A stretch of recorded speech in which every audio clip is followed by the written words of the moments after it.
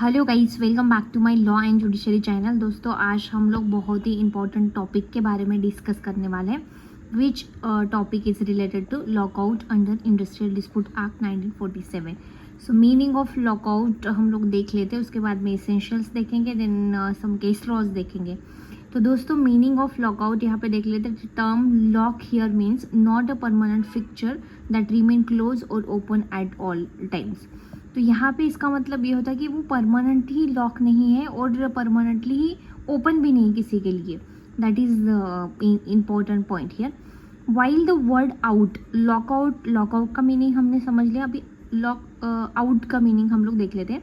In this context refer to the temporary exclusion employees and management from the establishment until the issue get resolve. ये out तब तक होगा, यहाँ पे temporary exclusion है employees के द्वारा, employees and management from the management.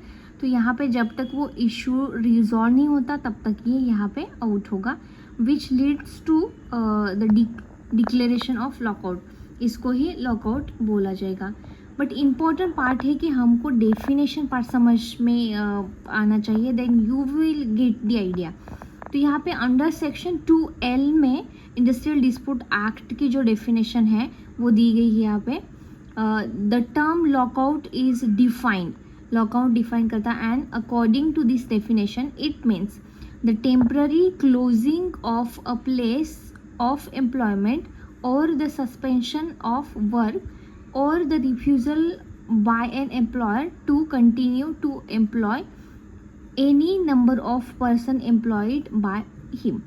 तो यहाँ पे जो है टेम्पररी वो काम, वो जहाँ पे वर्कर्स काम करते हैं उसकी प्लेस को टेम्पररी क्लोज कर देना या उस काम को सस्पेंड कर देना, बंद कर देना, या वो काम कंटिन्यू करने के लिए यहाँ पे रिफ्यूज़ल बाय एन एम्प्लॉयर, वो काम वो कंटिन्यू नहीं कर पाएंगे, इसके वजह से उनको रिफ्यूज़ल दे मतलब डिनाइड कर देना। यहाँ पे number of person employed by him, कि जो एम्प्लॉयर के द्वारा वर्कर्स यहाँ पे जो काम करते हैं उनके लिए टेम्पररी वो काम को बंद कर देना उस प्लेस को, और उस काम को सस्पेंशन, इसका मतलब रद्द कर देना, या रिफ्यूजल मतलब डिनाइल कर देना। तो इसी का ही मीनिंग होता है लॉकआउट। ये टेम्पररी लॉकआउट किया जाता है, यही मीनिंग होता है 2L के द्वारा। Now essentials of lockout in labour law. तो दोस्तों, यहाँ पे लॉकआउट होने के लिए कुछ इसेंशियल्स पार्ट चाहिए होते हैं, कि temporary closing by the employer of a place of employment, ये टेम्पररी क्लोज होना चाहिए। Then suspension of the worker by the employer, कुछ वर्कर्स को यहाँ पे सस्पेंशन देना चाहिए। Then refusal to continue the employer, कि यहाँ पे कंटिन्यू वर्क करने के लिए रिफ्यूज़ल देना चाहिए। तो ये 3 इम्पॉर्टेंट इसेंशियल्स माने जाते हैं लॉकआउट के। Then reason for declaring a lockout, क्या रीज़न हो सकते हैं उसकी वजह से लॉकआउट होता है। तो यहाँ पे labour disputes occurring between workers and employers in regarding to term of employment. Second important है dispute occurring between workers which leads to interruption in work.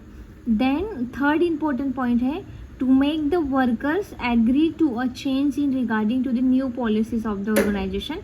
And then fourth important point है कि suppose in response to illegal strike, continuous strike and regular strike by the employees or the unions. तो यहाँ पे देखा जाए तो यहाँ पे है कि डिस्प्यूट अकर होता है कि एम्प्लॉयर और वर्कर के बीच में, कि टर्म ऑफ एम्प्लॉयमेंट कि शॉर्ट टर्म का है, लॉन्ग टर्म का है, या कुछ like we will say terms, मतलब कितने देर, सपोज मॉर्निंग शिफ्ट है तो उनको शिफ्ट कर दिया नाइट शिफ्ट में, नाइट शिफ्ट है तो मॉर्निंग शिफ्ट, लाइक दैट। तो वो टर्म्स में उनका लाइक उनके अंदर में डिस्प्यूट अराइज होता है। देन यहाँ पे worker which lead to interruption in the worker, कि कुछ जो होते हैं यहाँ पे कि आपस में ही उनका इंटरप्शन होता है कि तुम कैसे काम करो, ये कैसे काम करेगा, लाइक दैट। और न्यू पॉलिसीज़ होती है उनसे रिलेटेड कि ये पॉलिसी अच्छी है, ये बुरी है, like it is not useful to the worker, like that. तो इनके लिए कुछ illegal strike, continuous strike, regular strike by employers by the union, तो इनके बीच में भी कभी कभी डिस्प्यूट अराइज होते हैं। तो इसी के ही वजह से यहाँ पे डिक्लेरेशन ऑफ लॉकआउट किया जाता है।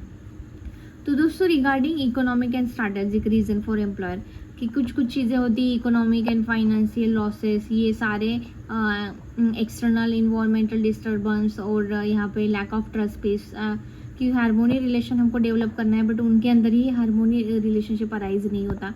तो ये सारे रीज़न माने जाते हैं कि लॉकआउट यहाँ पे एम्प्लॉयर का करना होता है।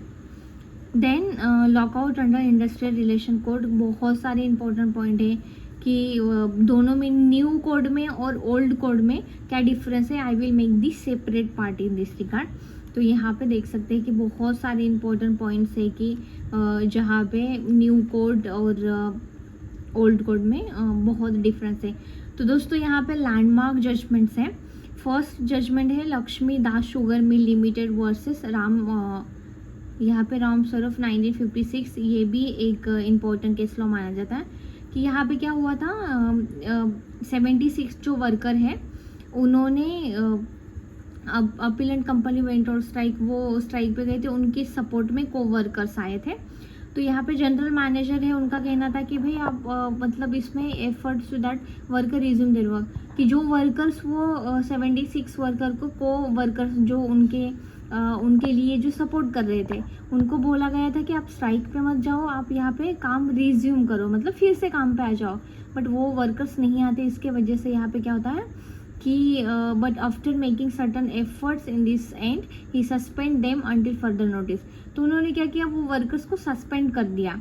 On a day after mid day vacation the workers forcefully, उसके बाद में मिड डे मतलब आफ्टरनून सेशन था, उसमें वर्कर्स फोर्सफुली घुस के वो मिल में काम करने लगे।